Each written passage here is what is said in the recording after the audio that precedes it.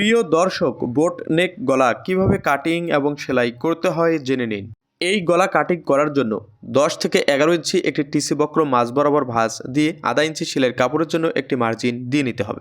গলার ছড়ানো সাধারণ গলার ছড়ানো থেকে 2 থেকে 2.5 ইঞ্চি বেশি দিতে হবে। যেমন ধরুন গলার ছড়ানো 7 ইঞ্চি, এখানে গলার ছড়ানো দেবো 9 ইঞ্চি, এর 2 ভাগের 1 ভাগ 4.5 ইঞ্চি। গলার ছড়ানোতে ইঞ্চিটেপটা বসিয়ে আমাদের গলার ডিপ বের করে নিতে হবে 4.5 থেকে 5 ইঞ্চি। 5 ইঞ্চিতে গলার ডিপের মার্জিনটা দিয়ে গলার ছড়ানো এবং গলার ডিপ একটি স্কোয়ার ঘর তৈরি করে নিতে হবে। এরপর আমরা গোল গলার মার্জিন যে নিয়মে দিয়ে নিই ঠিক একই নিয়মে মার্জিনটা দিয়ে নিতে হবে, কিন্তু হালকা উপরের দিক করে। এরপর গলার ডিপের মার্জিন বরাবর আমাদের কাটিং করে নিতে হবে। এরপর 1 ইঞ্চি চওড়া করে আমাদের গলার পট্টিটা কাটিং করে নিতে হবে।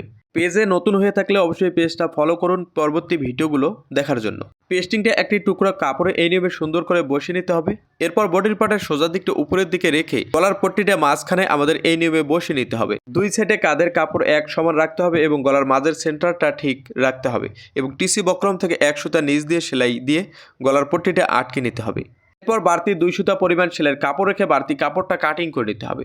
এরপর টিসি বক্রমটা বাইরের দিকে বের করে টিসি বক্রমের লোভে লোভে একটি সেলাই দিয়ে নিতে হবে।